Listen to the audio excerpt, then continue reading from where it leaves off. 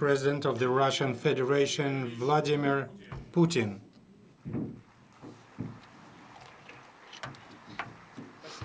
Thank you. Good morning, dear friends, ladies and gentlemen.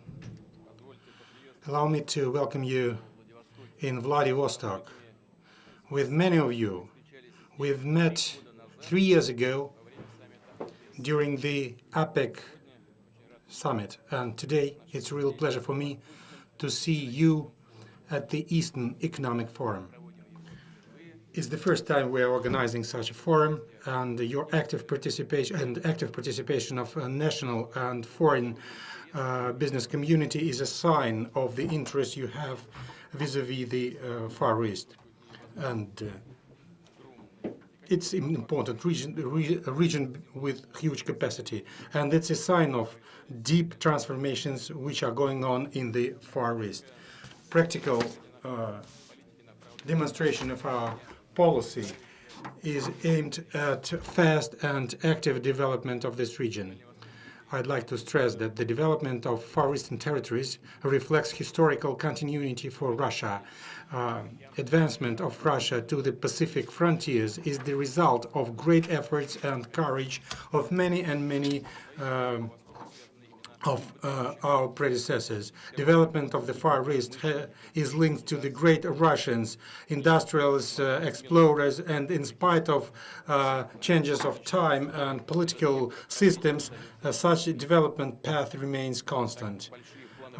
Great plans to develop Far East pushed forward back in 19th, 20th centuries by such figures as Sergei Witte, Pyotr Stolypin, had a follow-up later during the Soviet Union. Founding Vladivostok, Komsomolsk on Amur, construction of Transsib and Trans-Siberian and Baikal-Amur railroads, exploitation of natural wealth of the Far East, in reality were projects of national standing which pushed forward the development of the entire country, not only the Far East. And today, the future of the Far East for us is the future of one of the key centers of social and economic development of Russia, which should be integrated to the fast-developing Asia-Pacific region in general. And it means that the economic growth and development of infrastructure, creation of new industries and workplaces. This is the main mission for, and to achieve this aim, we do our best. Recently, we've implemented dozens and dozens of big projects, large-scale projects. Many of them have a global significance, judging by their coverage. I'm talking about oil pipeline, East Siberia to Pacific, inauguration of in Vladivostok of a federal university, which is a very important educational center, construction of the Power of Siberia gas pipeline, creation of Cosmodrome Eastern or Vostochny, modernization of the Baikal and expansion Baikal and Amur and Transsib, development of Sakhalin, Shelf Sea, Magadan and Kamchatka, implementation, creation of Eastern oil and chemical center, shipbuilding cluster, creation of factories to develop iron ore, and many projects in the agricultural sector. Our main priority in the Far East is active political and social development, creation of state-of-the-art transport and education infrastructure, construction of affordable housing, creation of efficient health system. And no doubt, one of our main aim is consolidation of economic freedom, offering to national and foreign investors best opportunities for doing business to achieve the highest efficiency and payoff of capitals, which will make it possible for the Far East to compete with the leading business centers of the world. Dear Dear friends, ladies and gentlemen, in the Far East, we are offering our partners, potential partners, exclusive opportunities and most favored treatment. I'd like to mention details of such approach. We've talked about that, and we keep talking about that. But I've come here to talk with you and to give you this information directly. On the 30th of March of this year, fast-track development territories law has been adopted. We will keep working with our investors to stimulate projects implemented in the Far East. Residents of such territories, we will offer special conditions to organize new businesses, favorable tax regimes, administrative support measures, and assistance in developing infrastructure. In the Far East, we have created 9 of such territories in the Sakha Republic, Yakutia, in Primorsk, Khabarovsk districts, Amur district, and Chukotka and Kamchatka. The creation of such territories in the Russian and Big Ussuriysky Island and other Far Eastern territories are in the pipeline. Even a wider set of preferences we will offer to the residents of the free port of Vladivostok. Coming October, we will adopt a necessary law, and it will cover all key ports of the southern part of Primoria, from Zarubino port to Nakhodka port, as well as 15 municipal areas where 75% of the population of Primorsk district is living. For business, we are simplifying drastically the border crossing procedures. Instead, multiple controlling bodies will be replaced by just one agency, and the border crossing points will work around the clock. We are also planning to introduce advanced electronic declaration of cargo. Foreigners coming to Russia via free port of Vladivostok will have an opportunity to get 8 days visa at the border. Residents of the free port will be offered beneficial insurance and tax payments, as well as free customs area regime. We believe that such measures will allow us to create powerful transport and, in the future, industrial hub, which will be satisfying demand not only in the Far East but all over the region. It should push forward foreign trade, international trade. It will help to open huge potential, which is centered at the southern part of our Far East. There is active interest in using free port of Vladivostok, expressed by our European, Japanese, Korean, and Chinese partners, especially those representing border provinces of China. For them, it's a direct, which means the most economically efficient access to international maritime routes. While I believe that we've managed to develop attractive and competitive formula of such free port, we used our historical experience and best foreign practices. That's why I call upon our government to study the possibility to expand the regime of free port to other key ports of the Far East.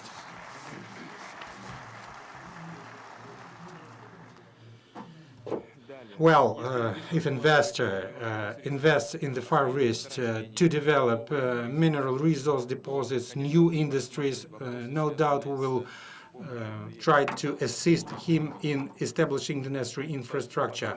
It will allow us to reduce costs, to shorten time for payback, and make our projects efficient. For the state, it's also very beneficial. For example, to develop infrastructural backup of 6 projects which we have selected out of state budget, we will, as a direct subsidy, we will invest 13.8 billion of rubles, and it will allow to attract private investments equaling 126.5 billion, 1-to-9 correlation. And I expect from my colleagues from the government that this tool will be applied actively, and the list of projects will be expanding. Co-financing of projects will be done through the Fund of Far East Development and Russian Fund of Direct Investments.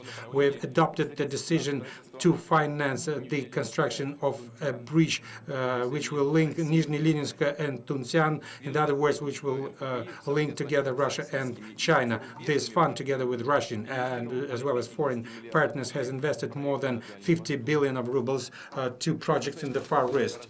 Talking about about the fund of the Far East development, it will offer long-term money on favorable conditions and at the basis of a reduced interest rate.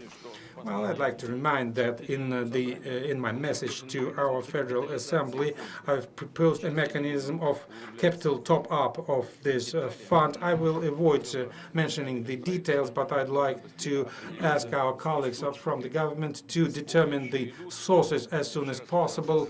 Well, we keep arguing, discussing this project, but yesterday I had a meeting with our finance minister, but I expect that soon we stop discussing this issue and we will take specific measures.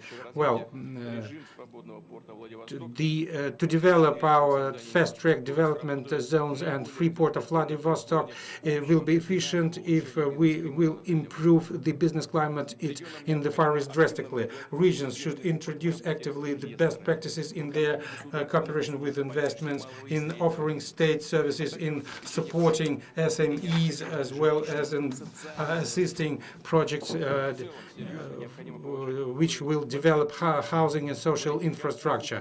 We have to improve the preparation of our managers. We have mechanisms to do this. Agency of Strategic Initiatives, together with key educational centers, inaugurated the Center of Best Practices in creating favorable investment climates. I call upon governors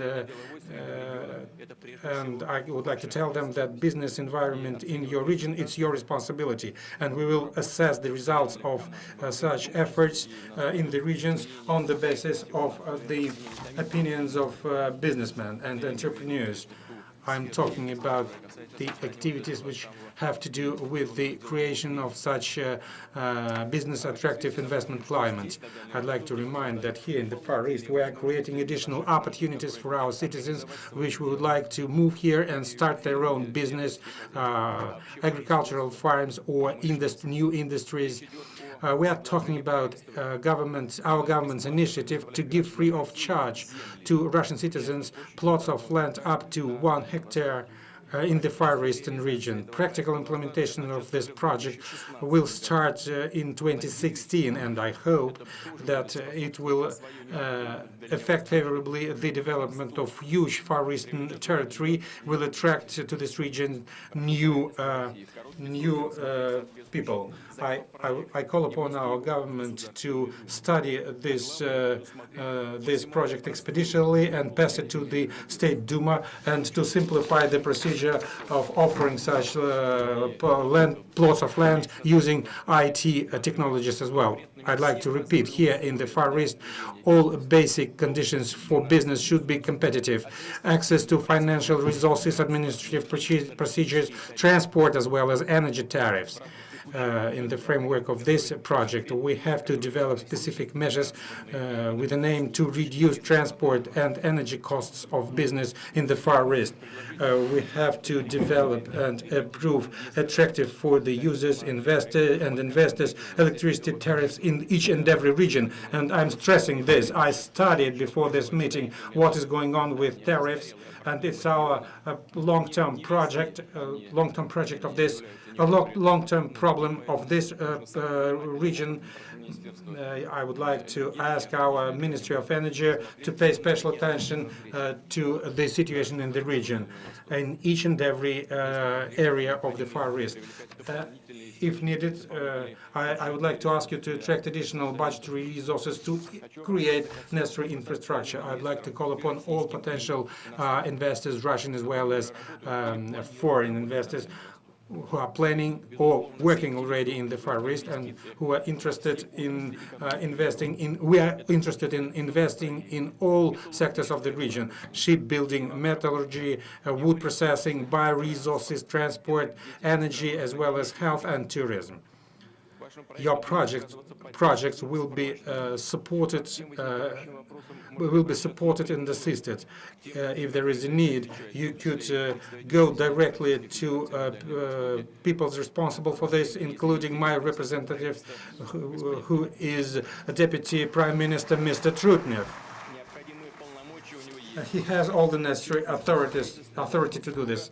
I'd like to stress, government should stick to the priority character of financing of the social and economic development of this territory. And to do this, we have to consolidate resources of federal budget, state project programs, and development institutions, as well as infrastructural companies and companies with state participation. And it's a huge reserve. Mr. Sechin is here, and his company, Rosneft, just one of such companies, together with its partners, are planning to invest in their projects more than 1,300,000,000,000 rubles, and the multiplying effect will be more than 6 trillion of rubles, and they will create about 100,000 new workplaces. They will produce products of 6 trillion of rubles for during 6 years, and we will get additional taxes of about 4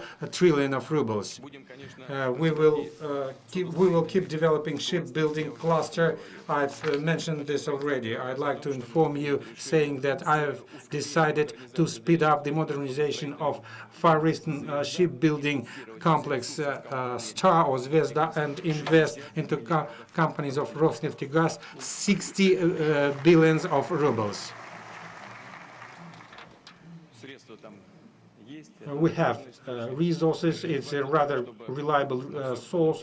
What is important is to use these resources efficiently. The Rosneftegas resources represent inefficient tools. The entire modernization program of this plant is 146 billion of rubles, will be provided by Rosneft and Gazprom Bank. It's a beneficial resources which will allow us to achieve deep-rooted transformation of this factory, to organize civil shipbuilding, as well as shipbuilding for oil and gas industry, etc. I'd like to welcome all our foreign partners who are participating in this project. Dear colleagues, ladies and gentlemen, I'm sure that countries of this region, in spite of facing present problems, remain to be a driving force of the entire world economy, will remain an important market for goods and services, and to consolidate relations with regional states for Russia is of high priority. Russia has great resource bases, is capable to support accelerated growth of this region. Creation of energy bridge between Russia and the region is our common strategic task. We do understand that this region is interested in strong and successful Russia, open for cooperation, and which is offering positive, constructive development agenda. Completely new opportunities are opening for us in the area of industrial cooperation thanks to Eurasian integration. Eurasian Economic Union is a huge regional market with free flow of goods, capital, services, and labor, with clear-cut rules without any barriers. This is a market which is based initially on the WTO principles. This year we have signed an agreement related to the creation of free trade zone between this union and Vietnam. Together with our partners, we keep studying the possibility of signing the same agreements with Israel, India, and Egypt. On the 8th of May 2015, together with my Chinese vis-a-vis, Mr. Xi Jinping, we have adopted a common declaration in Moscow about the cooperation in linking the creation of Eurasian Economic Union and economic belt of the Silk Road. This document provides for coordination of our efforts, simplification of the process of bilateral investment, and development of transport infrastructure. The power of both projects has to do with the fact that they complement each other efficiently, creating huge opportunities for each participant. In essence, we are creating a new configuration of trade routes, economic cooperation, and Eurasia. No doubt that this will affect positively not only to the development of our continent, but to the advancement of the entire world economy. For example, we will simplify drastically the shipment of cargo between Asia and Europe. Thus, from China, the cargo to Europe will cross only 2 customs borders. We are actively developing transport routes via Kazakhstan and European part of Russia. They are complementing the existing routes, such as Transsib and Baikal-Amur railways. Till 2017, we are planning to invest in modernization and expansion of Baikal-Amur and Trans-Siberian railroads, roughly about 562,000 billion of rubles, which will allow to increase its capacity. We are also developing the Northern Maritime route for container shipment, which is dominating in the world haulage. And I ask our government to keep working in this direction.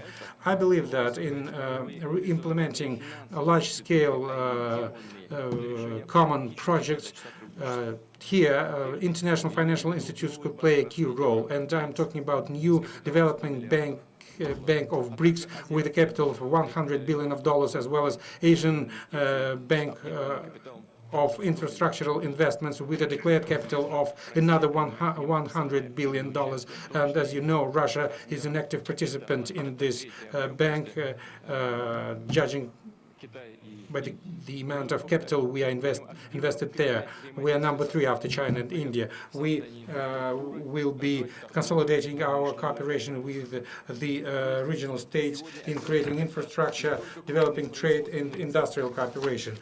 This region is not only a large-scale production and a well-known craftsmanship center of the world.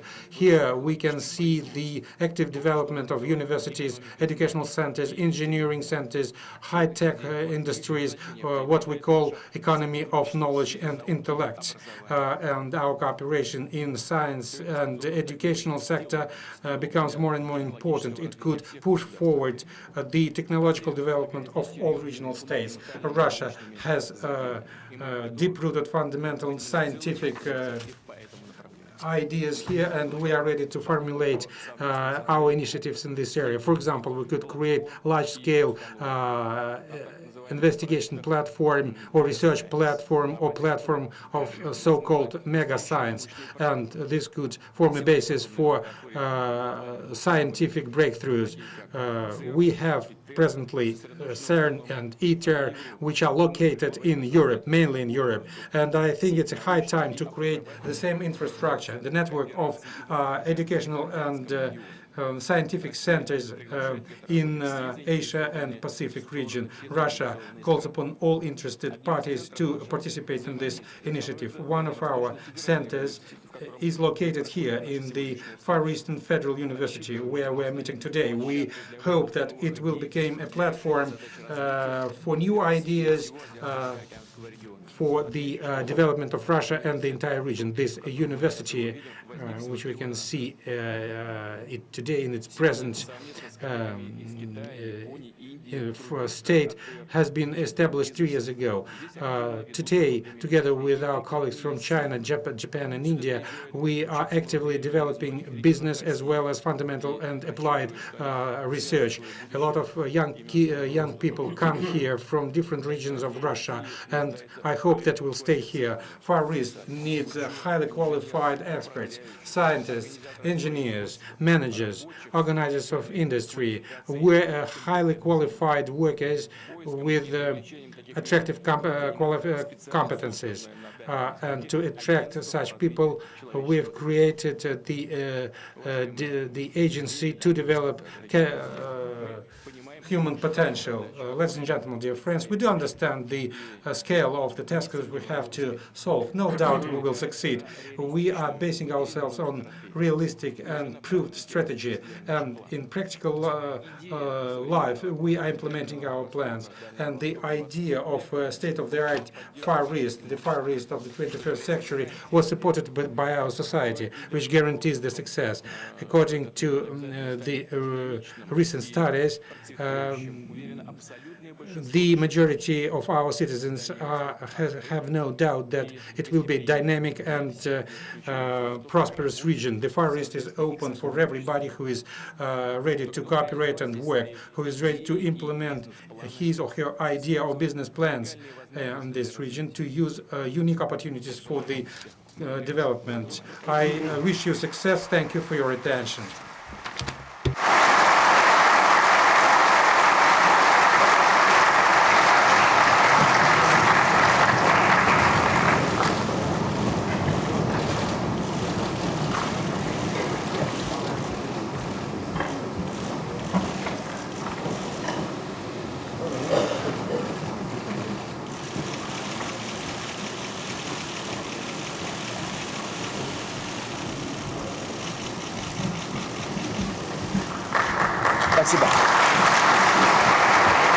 Thank you.